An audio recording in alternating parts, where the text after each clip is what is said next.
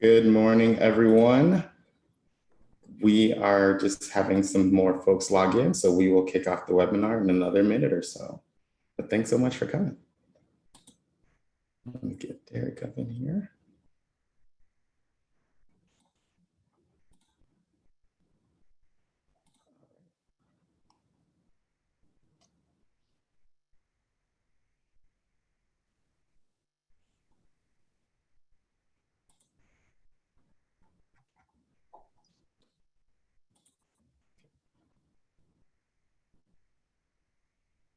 All right, and Derek, can you hear us, see us okay? Yep, I can hear you fine. Awesome, we can hear you too. Perfect. Okay, giving it another minute as I'm still seeing folks come in.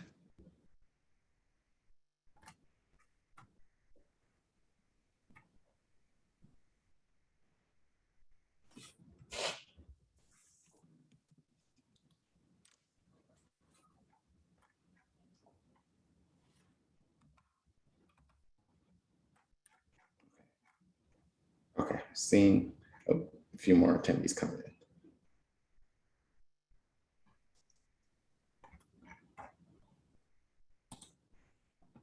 Perfect. All right. Well, I will get us started. Welcome, everyone, to our September webinar here at Income Lab. My name is Malkley. I am our Vice President of Customer Success. And we are excited to put on this webinar today talking about dynamic income planning and specifically focusing on longevity. We have two great panelists here, Justin Fitzpatrick, who is our co-founder and Chief Innovation Officer, as well as Derek Tharp, who is an advisor, writer on the Kids' blog as well, and one of our board of advisors. And so guys, I will kick it off to you. But for everyone who's attending, this meeting is being recorded, so we will send out a recording afterwards. But you will see that in your panel here, we have a Q&A section. Throughout the presentation, feel free to drop your questions there. If someone asks a question that you like that question, and that will move it up on the queue. So that way, when we get to the last 10 minutes or so, we'll kind of work through the questions and have our panelists answer it from there. All right, guys. Well, Justin and Derek, I will kick it over to you all and be back for the Q&A. Okay. Thanks, Malcolm, and thanks everybody for attending. This is a monthly webinar from Income Lab focused on retirement income research.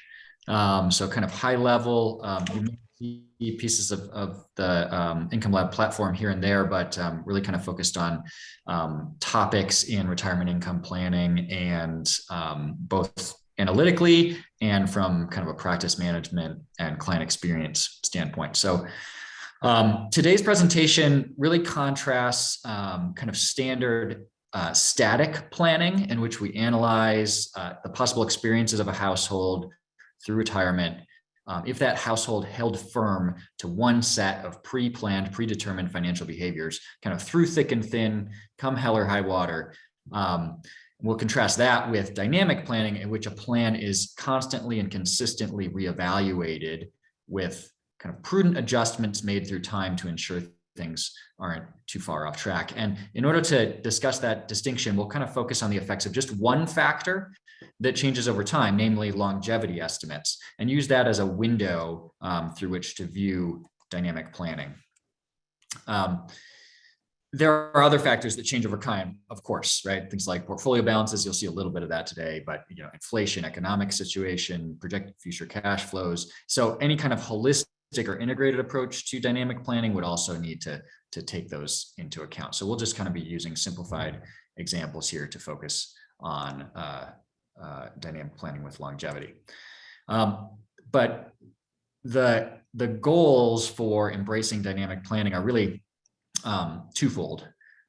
So one is we're focused on kind of the income outcomes, the retirement experience of a client and how those could differ, both in terms of kind of just client experience and interacting with advisors, and then also in terms of kind of optimizing for goals. So we could view retirement goals as generally having two parts. One is standard of living. So achieving kind of a reasonable standard of living given financial resources. And then the other would be legacy goals. Some folks may have no legacy goals, some may have substantial, but kind of constantly trying to optimize across those two large categories of goals. And you can see that there are kind of there are a bunch of main differences between static planning and dynamic planning. Generally, static planning treats planning as kind of a point in time exercise, focused often on a deliverable, kind of the classic ring binder.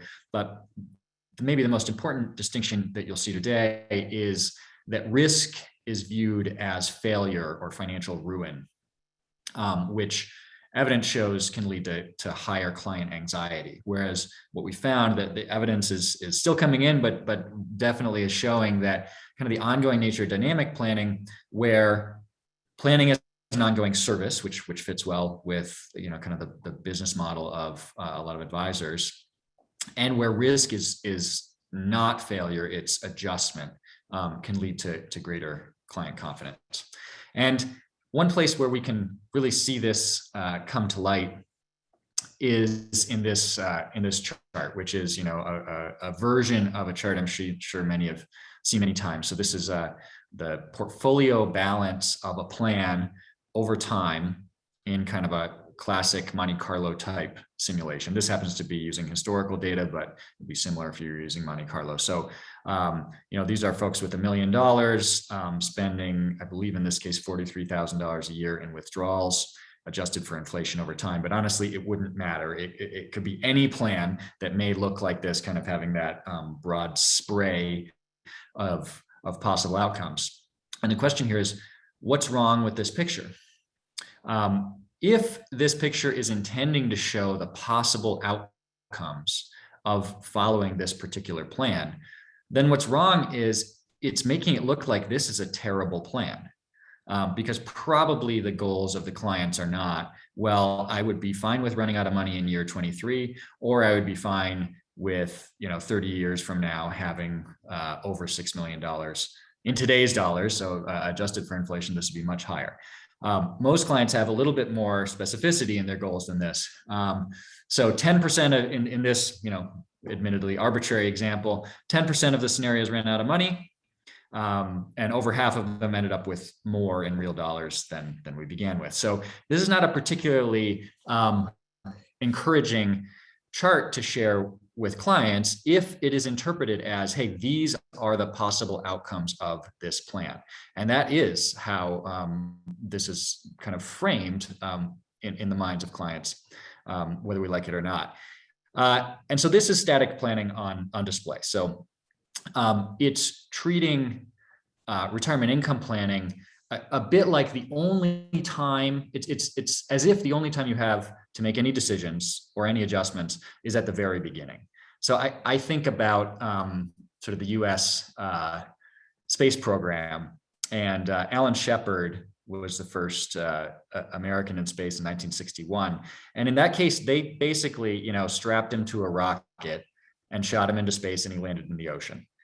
So there was no piloting involved. In fact, that was kind of a big deal at the time. So a lot of the early astronauts were test pilots, and the fact that they weren't really pilots on these missions was kind of a big deal. So in that situation, they had to be very, very conservative. They had to be very confident in the trajectory.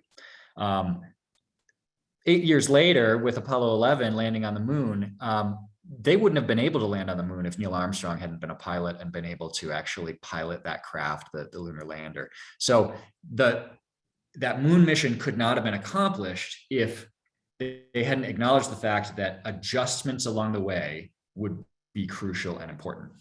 So that's really the key difference that you'll see between static and dynamic planning. And what we want to get to is a plan where the possible outcomes are not such a broad spray, but where we can hit those client goals of standard of living and legacy with a little bit more accuracy. And so what we'll focus on here is how along the way to kind of recenter a plan based on changes in longevity. So what you see here is kind of a combination of two charts that I'll show you in a second, which is how plan length and withdrawal rates change with age. So first of all, plan length. Let's introduce a term that you probably heard before, longevity risk. It's basically the risk that a person or one person from a couple may outlive a given plan. And so that could be any kind of percentile. Here, what I've shown is a 30% longevity risk, meaning at any given point, the chances that at least one person from a 65-year-old couple, male, female, would live beyond a given plan length. So early on, we see, about 34 years, there's a 30% chance that someone lives beyond that from age 65.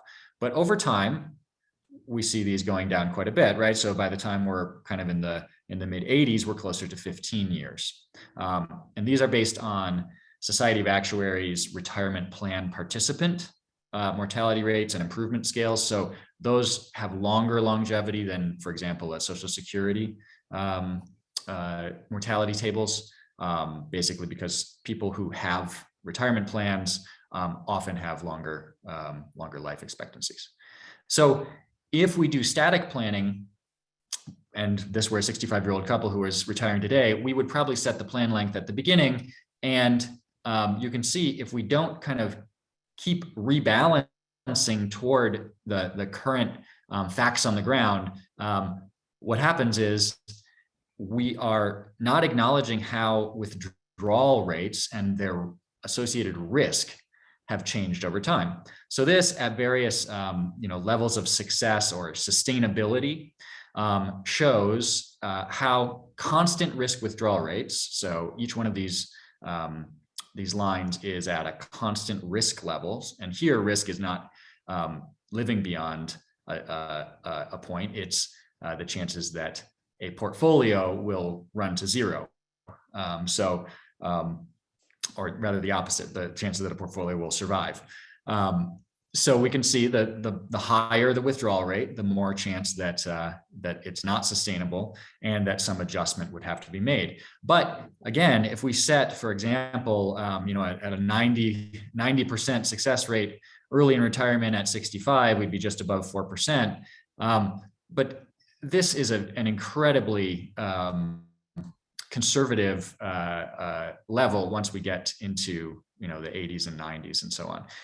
A similar thing if we compare even a 50% sustainability level. So we could view this as kind of the coin flip of retirement income, a little bit below 6% at 65, but that same 6% level by the mid 80s or even a little bit before that actually has a 75% chance of sustainability, and by the late 80s has a 100% chance sustainability. So if we're not acknowledging this over time and kind of rebalancing the risk of an income plan, we're not being efficient. So in order to show this, I want to tell a tale of two retirements. Conveniently and by design, 20 years apart. 1966, which was one of the worst times to retire, not the absolute worst, but the mid to late 60s were where Bill Bengen got kind of the minimum in his study in 1994, so the area that the 4% rule came from. And 1986, which was one of the best times to retire. So, we had lowering inflation, lowering interest rates, and rising equity value markets in the future there. And I've just basically plucked these two lines out of that original chart. So 1966 was one that ran out of money pretty late in retirement, but still did. And 1986 ended with an account balance of almost 3 million. Again, these are in inflation adjusted dollars. So quite a bit more than that if you were to look at it in nominal, real dollars in your pocket. So what happens in each of these scenarios? Well, in good times, so 1986, what happens, you can see here, the red line is that constant risk withdrawal rate line from the earlier chart. this happens to be the 90% success or 90% sustainability. The blue line is the actual withdrawal rate if this family followed the kind of flat inflation adjusted spending static plan. And you can see it starts out a little bit above 4%, and the actual withdrawal rate is going down, down, down, and eventually is well below 2%. So what's happening here, the gap between these two, if the risk level that you're shooting for this family is at the 90% sustainability level, the gap is growing, growing, growing. And so we're not optimizing for achievable standard of living. In 1966, the opposite is happening. So same red line here, 90% sustainability, constant rate. This one's a little bit shorter because if I included the full length of retirement, the axes would become huge because eventually the withdrawal rate gets to 100%.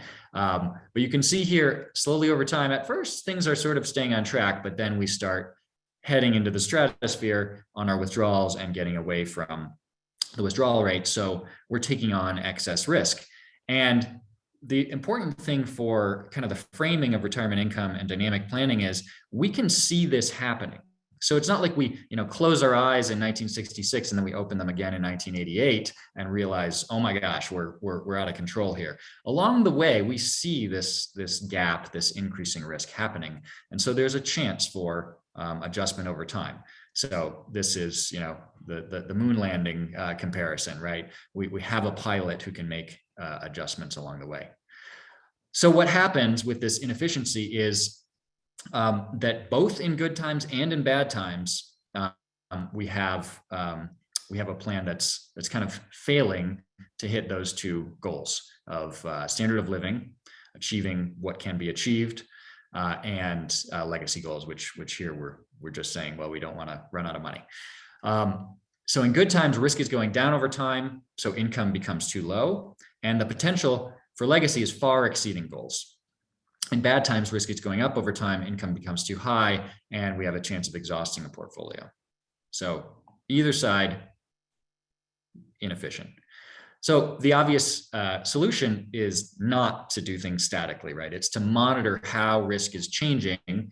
And we need to do that by using updated longevity assumptions along the way. So updating plan lengths and understanding how that changes what's achievable for a given household. If risk is too low, we're basically we're not staying on this curve, then we can consider taking more income. That may be an increase in standard of living. Could also be charitable giving, gifting.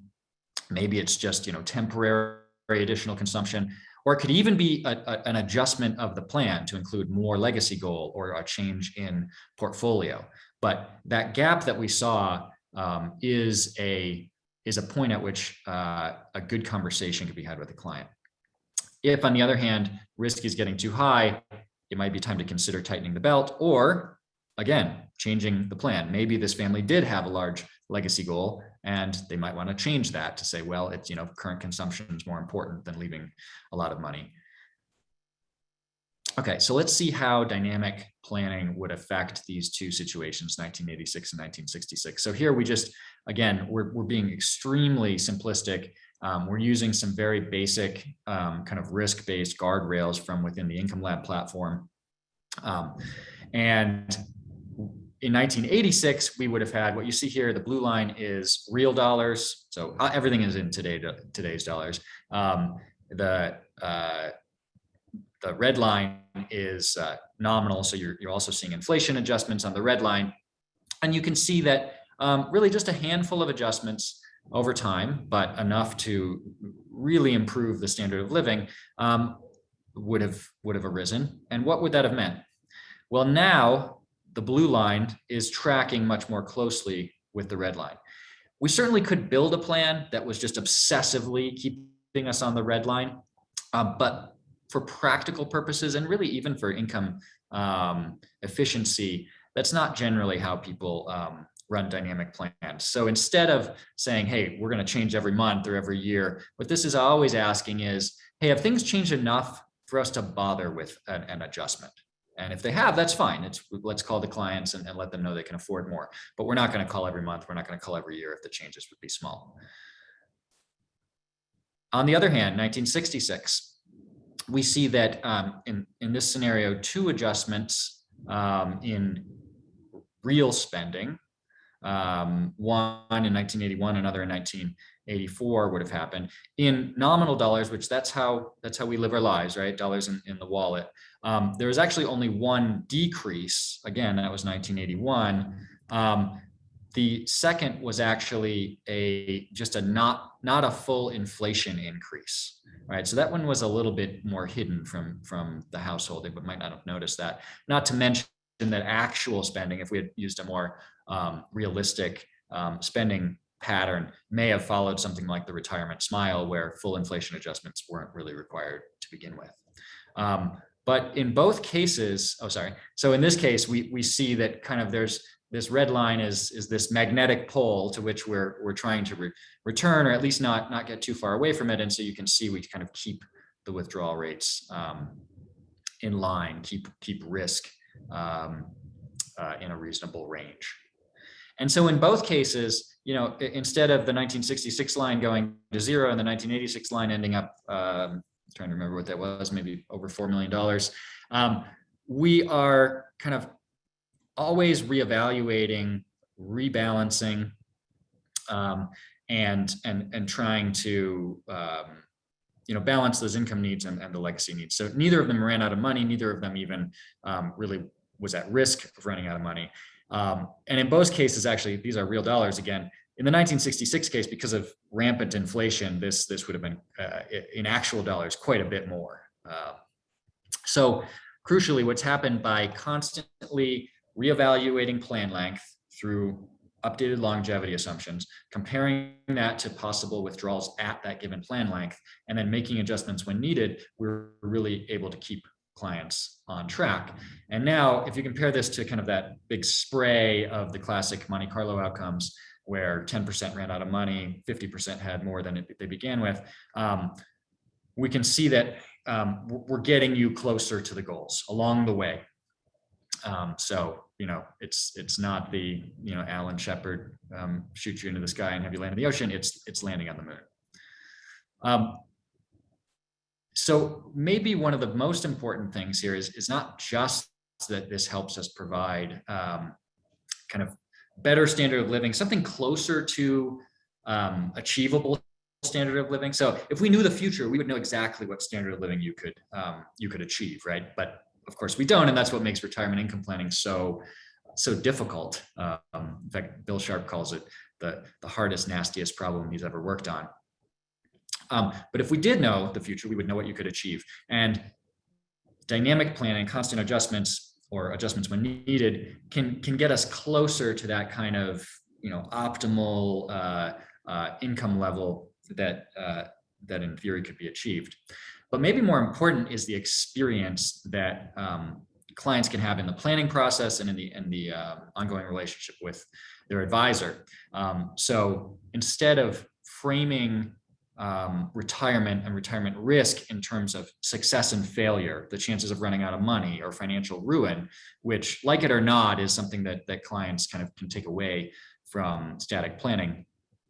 Dynamic planning allows us to frame it as a relationship, an ongoing monitoring situation where you will be, you're always on the job, and you're going to let them know when a pay cut would be prudent, or if it's a relatively conservative plan, more often when they could afford to spend a bit more. So on that point, I actually wanted to turn it over before we go to questions to Derek Tharp to kind of talk about using dynamic planning in client conversations and practice. Yeah, and I think for me, it's really it's a pretty massive shift in terms of going from an old static, just probability of success result, how that's in some ways scary to clients. I think there's a lot of misunderstanding about what that result should even mean and how to interpret that. But really, the conversation can just be so much richer, when you're actually talking about potential income experience. And here's, the types of adjustments we might see, and really helps for, I think, finding that right risk level in terms of going into retirement. How aggressive does somebody want to be with their distribution rates so that they, increase or decrease the likelihood of future adjustments. And really just having that conversation, I think, is something that you can't really do well with the probability of success kind of tool. But having some of the analytics that can provide an understanding and paint a picture of what that retirement could actually look like is a big deal. And we've even seen in some other research, I've done some research with Michael Kitces, basically directly testing kind of a success failure framing versus an adjustment framing. And even they're seeing that clients they find the results more meaningful when it's framed in terms of adjustment. They feel like they understand it better. And when we haven't actually done a test where we've taken real people through real kind of market cycles, but even when we show somebody kind of hypothetical scenarios and have them evaluate how a financial advisor did, we find that people tend to be more critical of advisors when they were presented with this probability of success failure framing, and then they actually go through a downturn, because you can see a 95% probability of success fall to 50% or lower. And that really kind of shakes kind of that confidence in an advisor. Whereas the adjustment framing, which already helped set expectations of what would happen and how adjustments would be made, didn't have that same response. And so I think for many different reasons, just dynamic planning really helps with the client conversation and the communication around it as well. Yeah, that's a good point. So like the concepts that you're talking about with clients about risk in retirement, or what is going to cause an adjustment, you're never having to show them this chart, right? So you never, like, you're kind of removing, you're going like up a level of abstraction away from the nitty gritty of, statistical analysis and things, and just talking with clients about, hey, risk has gone down for you, right? You've lived some years. Maybe your portfolio is doing well.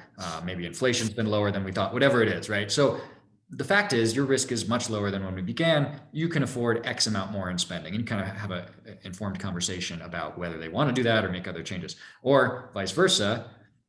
You can say, hey, as we've had a prolonged period of inflation or whatever it is. And because of that, risk has gone up enough that I think it might be prudent to tighten the belt.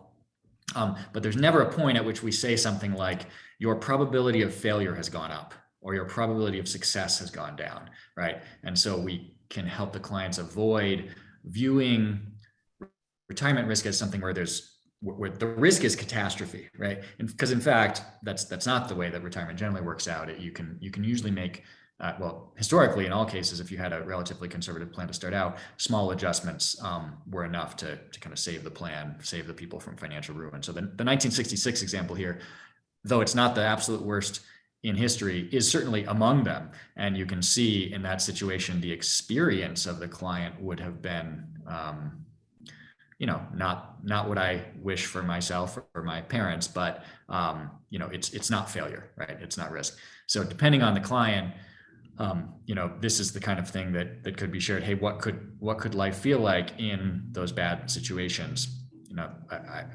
I know most of the time we're probably not sharing like a huge squid chart of spaghetti with clients and getting a lot out of it, but kind of backing up and saying, hey, worst case in history or worst case in a simulation was, you ended up with, 5 or 10% less. That can help them sleep better at night.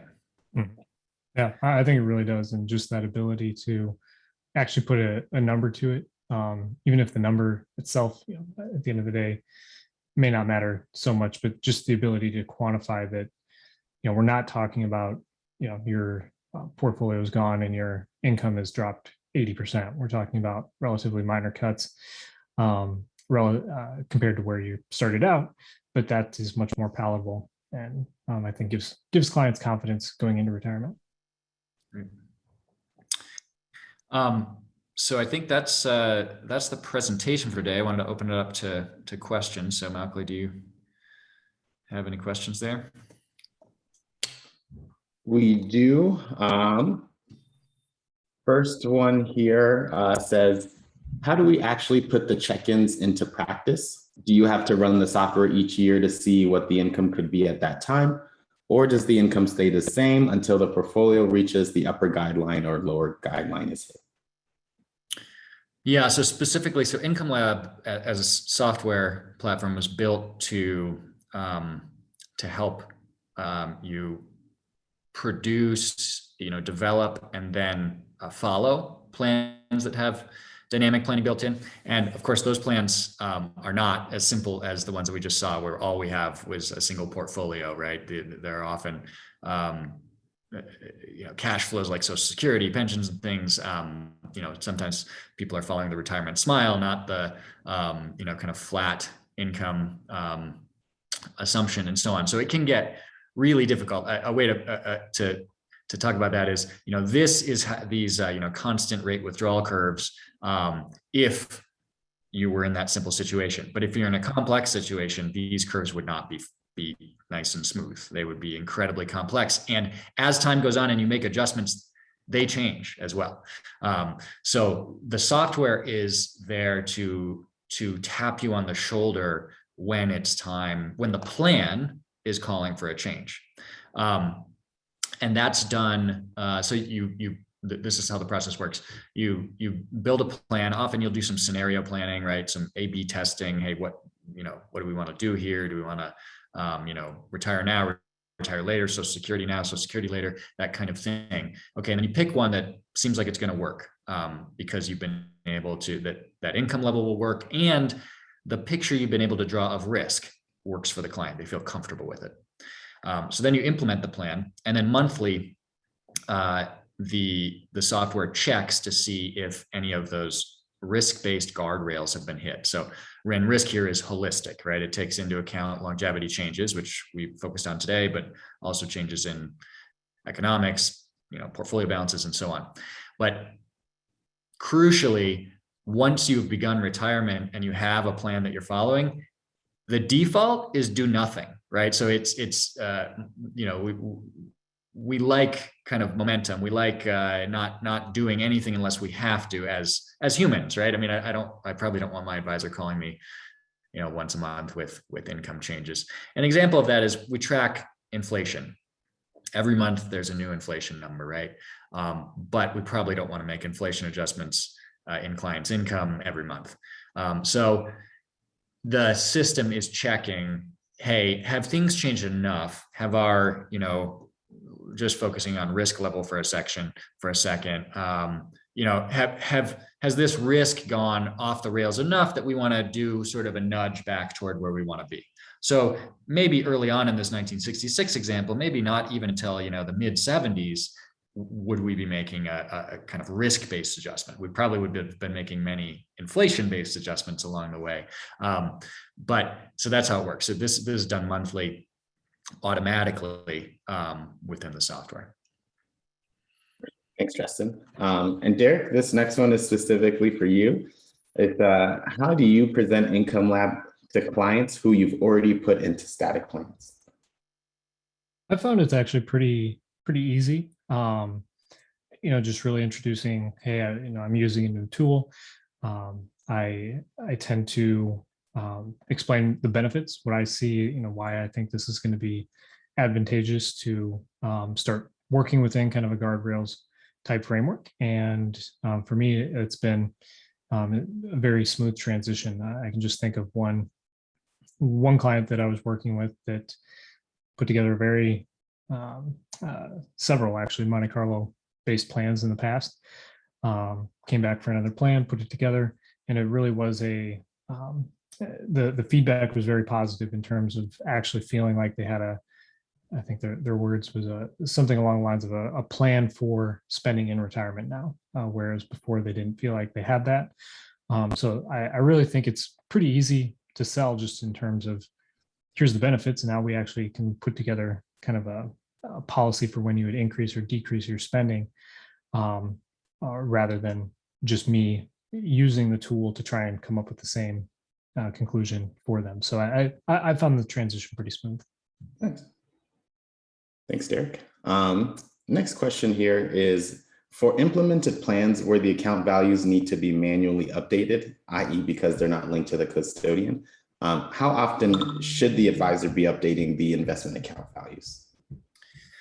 Yeah, so with an implemented plan where you have not been able to do a data link through an integration, and we actually have more integrations coming, so we want to, our goal is that at some point everyone will be able to do data links for almost all accounts. But for those that aren't linked, the system will guess at how the portfolio balance may have changed over the last month based on the asset allocation. Now that should be directionally correct. It might even be close, but indexes, which is what it's using to guess on direction and amount, are not going to be the same as actual investments. So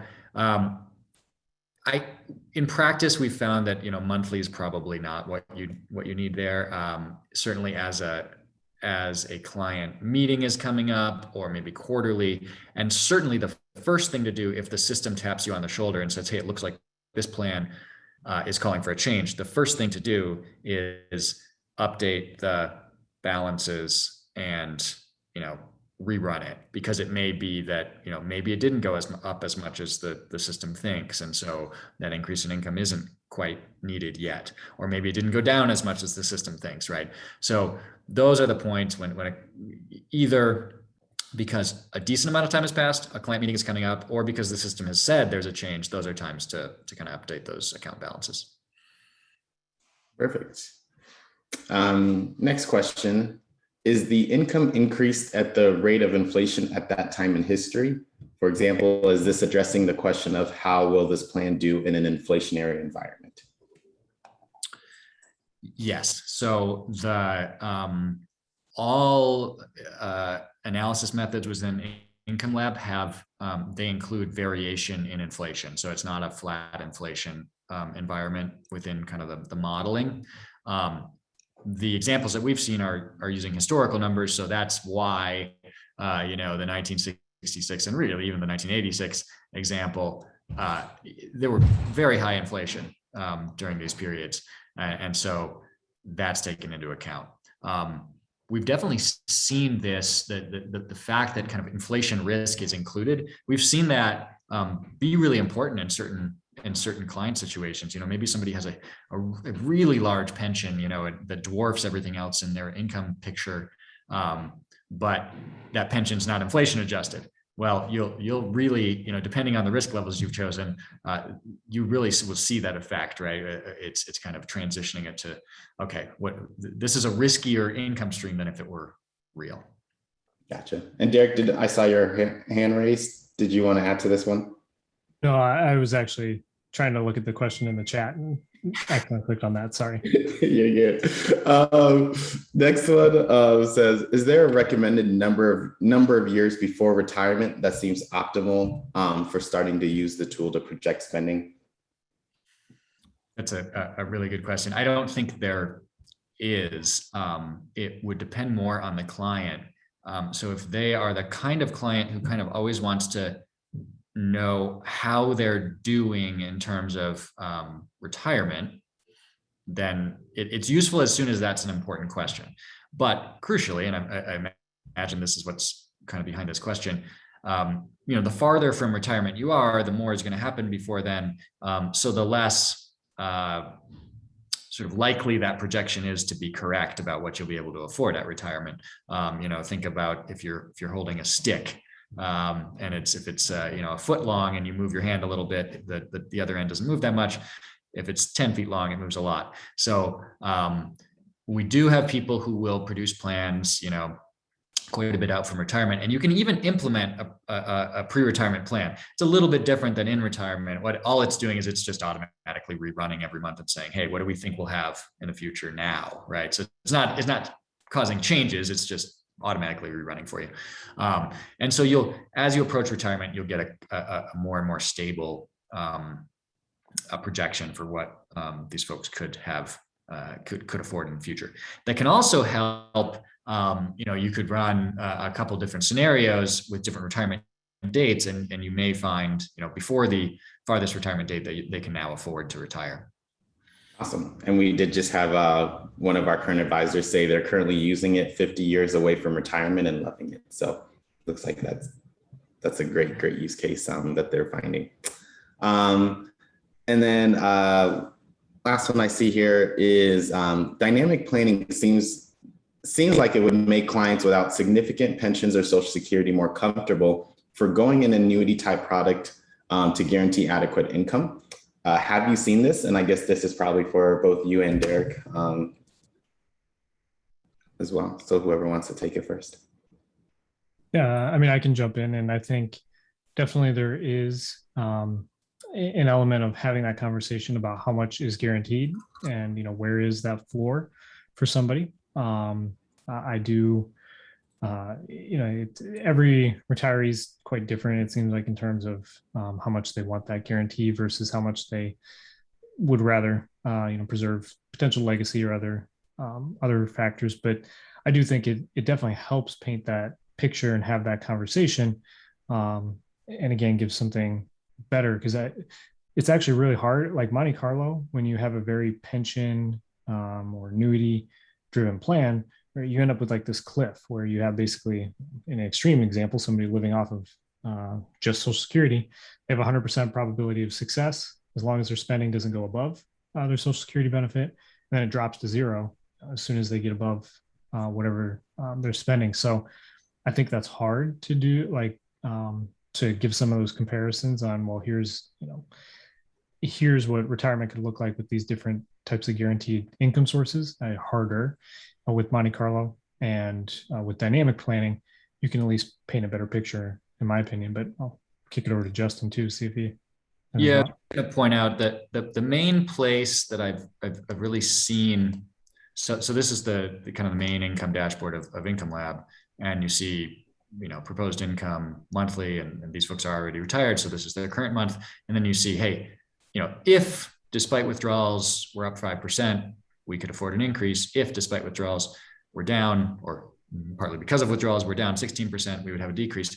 What I've seen is, if you do scenario planning, the more non-portfolio income you have, whether it's Social Security, pensions, annuities, and the sooner it is, the larger this basically buffer is, right? So the more damage that has to be done before you have to make an adjustment, which makes sense, right? Because less of your portfolio or less of your income is subject to that externality, right?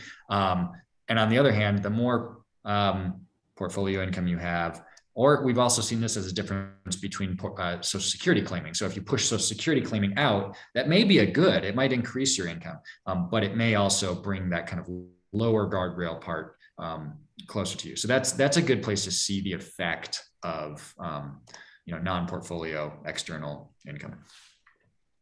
So thanks, guys. And we did have one more come in. And this one, I think, back to kind of implementing plans for someone pre-retirees. It says, if someone is retired and if someone is retired and you have implemented the plan, can you still run another scenario to determine if they can afford a one-time expense, for example, to buy a second home, and how does that work? Yeah, absolutely. So this plan is this household is a demo account, right? But if I had an implemented plan, I would be able to just go to the, my computer is very slow right now, and say copy, but I could actually even copy the implemented plan. And then just make that one change and see how that would affect things. So that's really the plan scenarios. The scenario planning section is meant for exactly that kind of question, both before you've implemented a plan and even during. So as I mentioned, sometimes these pings, these, hey, your plan is causing for an adjustment. Sometimes it's very easy. We just, you keep following the plan, make the inflation adjustment, make the risk-based adjustment, whatever it is, everybody's happy. But other times it may be just an opportunity for conversation and maybe a slight change to the plan, right? And at that point, you may implement a new plan with a different longevity or a legacy goal or a different portfolio or a different spending pattern or something like that. So this is not meant to say like, similar to static plans, that you are absolutely going to follow this dynamic plan no matter what, right? Things change external to the plan, right? People's desires change, their family situation can change, and so on. So it's really truly meant as an ongoing, kind of relationship, a way to facilitate that. Thanks. We're still getting questions coming in, so I'll keep it going since we still have time. How does this compare to Guyton-Klinger guardrails? So let me go back to the presentation here. So Guyton-Klinger, I think, is probably one of the best well-known and most kind of worked out approaches to dynamic income planning. So once you've kind of embrace the idea that you're going to make changes over time, which, by the way, even in that original Bill Bengen 4% rule article, at the end, he talks about dynamic planning. So it was never, the 4% rule was never meant as a, do this forever kind of rule. But once you embrace that, the next question is, okay, how do I figure out when to make changes? And so Guyton-Klinger tries to do that with withdrawal rates. So how does it compare? Well, it embraces the idea of dynamic planning, but it tries to be more, and it is much more applicable to real situations. So instead of saying, I'm going to set my guardrails based on withdrawal rates, right? So I might begin life with a 5% withdrawal rate. If that withdrawal rate gets up to 6, I will reduce my income. If it goes down to 3, I'll increase my income.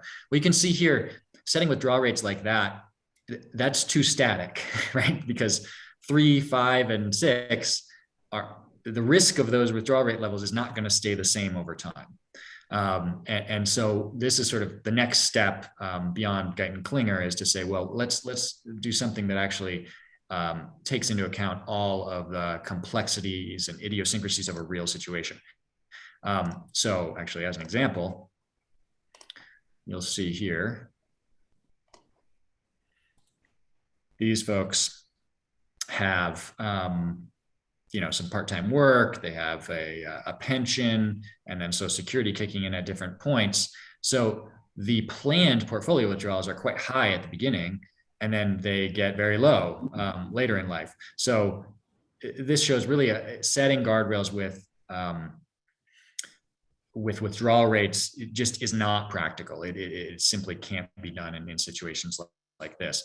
So instead, what Income Lab does is it's holistic risk-based guardrails. So at each point in this plan, based on what's already happened and what the plan is for the future, we can figure out the risk level of a given behavior. And yes, involved in that is certainly withdrawal rates, but there's no sort of, 6 is always high and 3 is always low. It's so complex that, sometimes 6 is very low, or there could be cases where 3 is too high, right? So it's always evaluating that.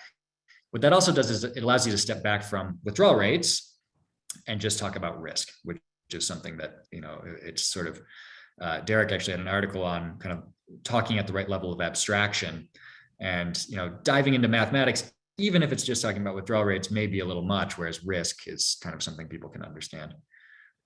Derek, do you have thoughts on that? Yeah, I mean, I think you described it well in terms of that evolution from, Guyton-Klinger, and it works great for research purposes. It's taught us a lot, but I really think it's the fact that and Guyton-Klinger does relax withdrawal rates in the later years of the, so it does account for some of that. But I actually have another Kitz's article too on using probability as success-driven guardrails that kind of dives into the distinction a little bit further too. But I think the real difference there is, of course, that you're, with something like a probability of success, or it's not necessarily what I would communicate to the client, but when you have a plan that is taking into account all their specific cash flows, all their specific goals, all their anything unique to the client that you can build in, then you have this sort of, like Justin said, the risk-based guardrails. And ultimately, I think that just captures so much of that client-specific information in a way that, as much as I like Guyton and Klinger, I'm not trying to criticize it. It's too rigid to really be as useful in practice. Got it. Thanks, guys.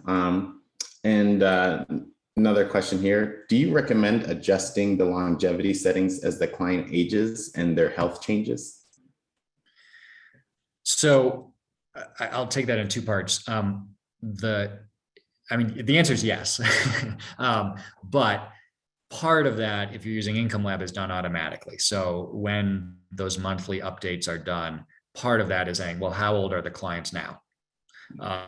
And so, in that very simplistic situation that we're showing here, it will say, maybe we begin at 66 and now or 65, now we're 75. It will have said, hey, what's the new plan length? And it does that every month. Now mortality tables are annual. So, but anytime a birthday passes, you would see the plan length change. So that's done automatically for you. So the answer is yes, but some of that you can do automatically. The second part, which is really crucial, if there's a change, a diagnosis or something, or the death of a spouse, clearly in the second case, you would always be changing the plan, but definitely it's time to go in and reset the risk level. And then this one's around kind of the expense details on the plan dashboard, but it says, I noticed under expense details, there are discretionary expenses and essential expenses. Can you explain the difference there? Yeah, so that was actually a categorization kind of inspired by Michael Kitces in an article about budgeting, where he was making the point that there's kind of no such thing as very rarely such thing as a purely discretionary or a purely essential expense. So groceries are essential, but artisanal pickles are not. So in the budget section for each budget item, you can set a percent essential. You can also, if it's joint expense, which is often the case, how much that would change if one spouse were to pass away. So this is really just an attempt to, we call this reality-based planning. We try to get as close to how things really work as possible. So, how much of your grocery bill is essential? How much would that change if somebody passed away? And then in the chart you're discussing,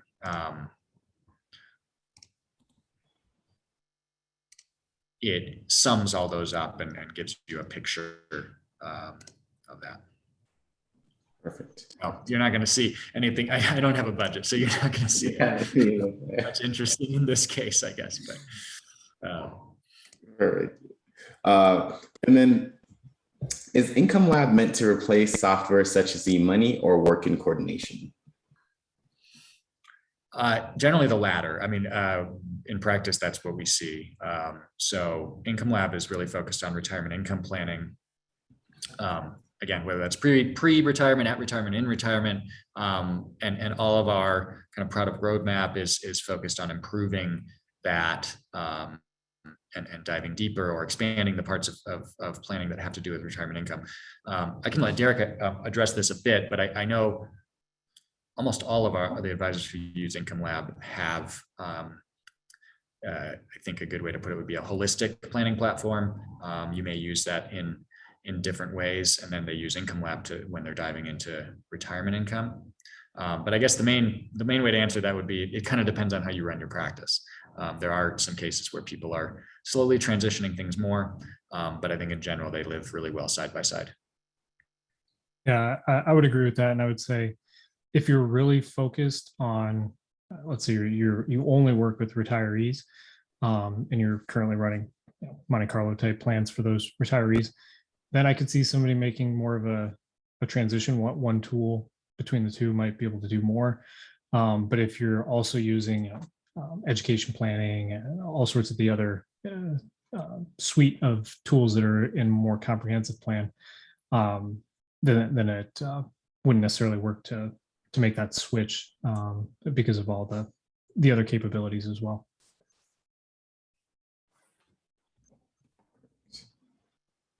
And then I will just give one more minute to see if there's any last questions here as we're wrapping up.